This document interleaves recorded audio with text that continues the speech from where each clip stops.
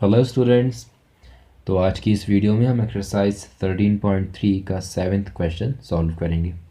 7th question में लिखा हुआ है, a joker's cap is in the form of a right circular cone of base radius 7 centimetre and height 24 centimetre. A joker's cap is in the form of a right circular cone. इतने part का मतलब क्या हुआ? वो जो joker की cap है ना, वो राइट सर्कुलर कोन की शेप की है। आपने बर्थडे कैप तो देखा होगा, है ना? बिल्कुल वो कोनिकल होती है, बिल्कुल उसी शेप में ना जोकर की कैप है। आगे लिखा हुआ है ऑफ बेस रेडियस 7 सेंटीमीटर। अच्छा, कोन का जो हमने जब बेसिक कॉन्सेप्ट पढ़ा हुआ था ना 13.3 की क्वेश्चंस को सॉल्व करने की पहले, तो मैंने आपको बताया था कोन का जो नीचे वाला पार्ट होता है वो होता है सर्कुलर, और सर्कुलर पार्ट का रेडियस कितना है? 7 सेंटीमीटर। ओके। और वो जो कैप है उसकी आपको हाइट भी दी हुई है, कितना है वो? 24 सेंटीमीटर। आगे लिखा हुआ है find the area of the sheet required to make 10 such caps. अगर वो कैप्स जिनकी बेस रेडियस 7 सेंटीमीटर हो और हाइट कितना हो? 24 सेंटीमीटर, ऐसी 10 तरीके की आपको और कैप्स अगर बनानी पड़े ना, तो उनके लिए कितनी शीट की ज़रूरत पड़ेगी?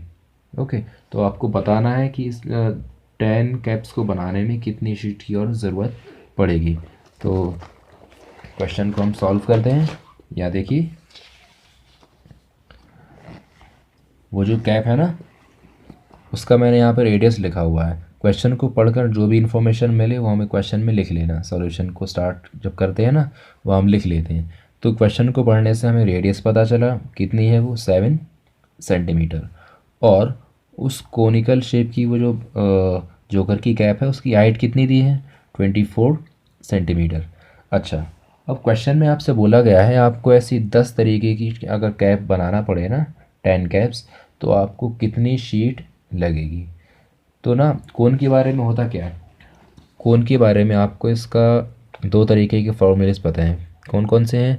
पहला आता होता है कर्व सरफेस एरिया, और दूसरा होता है टोटल सरफेस एरिया। इन्हीं दो में से एक ना एक हमको अप्लाई करना है। तो चलिए डिस्कस कर लेते हैं कौन सा फॉर्मूला हम अप्लाई करेंगे। बिल्कुल बर्थडे कैप की तरह दिखने वाली आपको वो जोकर की कैप बनानी है। ओके, तो हम किसी एक कैप के बारे में अभी डिस्कस करते हैं। सपोज़ कीजिए अगर आपको कैप बनानी है, तो आप उसके लिए कितना शीट खर्च होगा यही आपको फाइंड करना है ना? यानी कि कितना कागज़ उसमें लगेगा, कितनी शीट लगेगी। यानी कि दूसरे वर्ड्स में हम कह सकते हैं कि कितने स्क्वायर, यूनिट क्या है यहाँ पर? सेंटीमीटर। कितने स्क्वायर सेंटीमीटर वो शीट का आपको यूज़ करना पड़ेगा, है ना? अच्छा, कितने स्क्वायर सेंटीमीटर शीट आपको खर्च करनी पड़ेगी, तो ये तो तभी पता लग पाएगा जब हम ये सोचेंगे, ये डिसाइड करेंगे कि कागज़ आपको लगाना कहाँ कहाँ है। अच्छा, वो जोकर की कैप कैसे बनेगी? बिल्कुल बर्थडे कैप की तरह। बर्थडे कैप में कागज़ कहाँ कहाँ होता है? केवल ये सर्कुलर पार्ट में, है ना? ये नीचे वाला पार्ट कैसा होता है? ओपन। यहाँ पे तो कागज़ नहीं होता है। और इसी तरीके की दिखने वाली आपको वो जोकर की कैप भी बनानी है ना? वो जोकर की कैप कैसी होगी? नीचे से ओपन होगी। यानी शीट का इस्तेमाल कहाँ हो रहा है? केवल इस सर्कुलर पार्ट में। तो आपको इस सर्कुलर पार्ट को कवर करने के लिए कितनी कागज़ की शीट लगेगी, है ना? तो इसका एरिया आपको फाइंड करना पड़ेगा, और इस एरिया को बोला जाता है कर्व्ड सरफेस एरिया। कौन सा एरिया? Curved surface area. अच्छा, कर्व्ड सरफेस एरिया फाइंड करने का फार्मूला क्या होता है? वो होता है पाई आर एल। ओके। तो देखिए, कर्व्ड सरफेस एरिया फाइंड करने का जो फार्मूला होता है ना, वो हम तभी पुट कर पाएंगे जब हमारे पास रेडियस की वैल्यू होगी और साथ ही साथ हमें पता होगा उसकी स्लैंट हाइट, है ना? अब देखिए क्वेश्चन में क्या दिया हुआ है। क्वेश्चन में दिया हुआ है इसकी जो बेस का रेडियस है, यानी कि ये वाला पार्ट,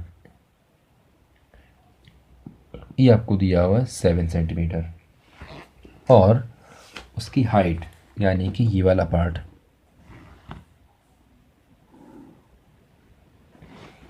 ये हाइट आपको दी हुई है 24 सेंटीमीटर। अच्छा, फॉर्मूला में क्या है? पाई आर एल। एच तो यहाँ पर है नहीं, है ना? यहाँ पर क्या है? एल, यानी कि स्लैंट हाइट। तो आपको ना स्लैंट हाइट फाइंड करनी पड़ेगी। जब तक आप स्लैंट हाइट को फाइंड नहीं करेंगे तब तक आप इस फॉर्मूले में आप वैल्यू पुट नहीं कर पाएंगे, है ना। तो हम एक काम करते हैं, सबसे पहले हम यहाँ पर एल की वैल्यू को फाइंड करते हैं। एल की वैल्यू कैसे फाइंड करेंगे, या देखिए मैं रफ में एक आपको छोटा सा डायग्राम बना के बताता हूँ।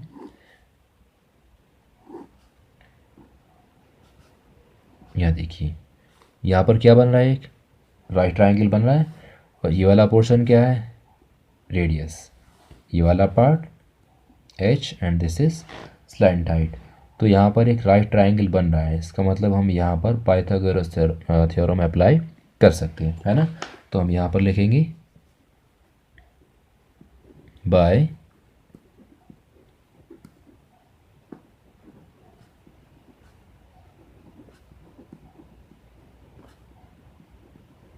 Pythagoras theorem. क्या होगा, इसको बोलेंगे हम हाइपोटेनस, है ना।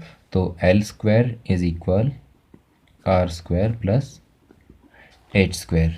एल स्क्वायर क्या हुआ, ये हमें फाइंड करना है, तो एल की प्लेस पर हम एल स्क्वायर ही लिखेंगे, है ना। आर स्क्वायर ये हुआ 7 का स्क्वायर प्लस एच स्क्वायर ये हुआ 24 का स्क्वायर करेंगे यहाँ पर। तो एल स्क्वायर इज इक्वल 7 का स्क्वायर, 7 टाइम्स 49, एंड 24 का स्क्वायर, ये आपको याद कर लेना चाहिए क्योंकि ये चीज़ें तो अब रिपीट होती रहती हैं, याद होनी चाहिए आपको। 24 का स्क्वायर होता है 576। तो देखिए एल स्क्वायर इज इक्वल, इसको प्लस करते हैं,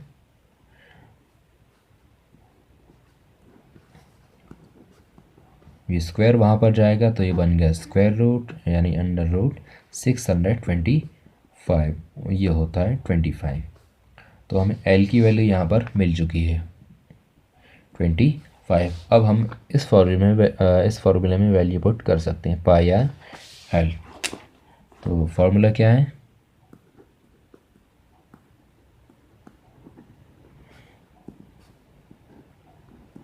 curved surface area of a cone is equal pi r l। Okay, तो वैल्यू पुट करते हैं 22/7 इंटू रेडियस यानी कि 7 इंटू एल 25। तो यहाँ देखिए 7 से 1 टाइम्स, 7 से 1 टाइम्स, कौन कौन से नंबर बचे उनको नीचे लिख लेते हैं, 22 इंटू 25। अब 25 को और 22 से मल्टीप्लाई कर देते हैं,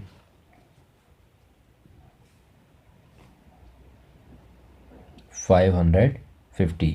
ओके, तो यहाँ पर डायमेंशन में कौन कौन सी यूनिट यूज़ हुई थी, यहाँ पर सेंटीमीटर, है ना। तो इसका जो एरिया आएगा ना वो रहेगा 550 सेंटीमीटर स्क्वायर। अच्छा, ये तो केवल एक ही कैप का एरिया मिला हमें, ऐसी कितनी कैप्स हमें बनानी है, we have to make 10 caps. Okay, तो यहाँ पर हम एरिया फाइंड करते हैं, area of 10 caps.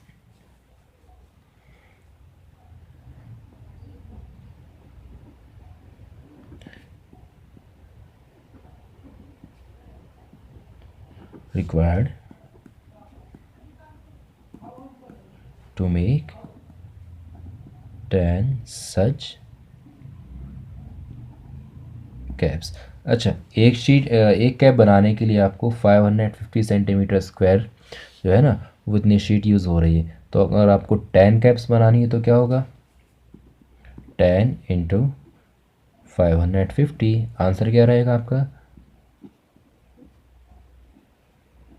Sorry 5500 centimetre square. Okay, so this was question number 7। मिलते हैं नेक्स्ट वीडियो में, हम क्वेश्चन नंबर 8 को सॉल्व करेंगे। Okay, thank you.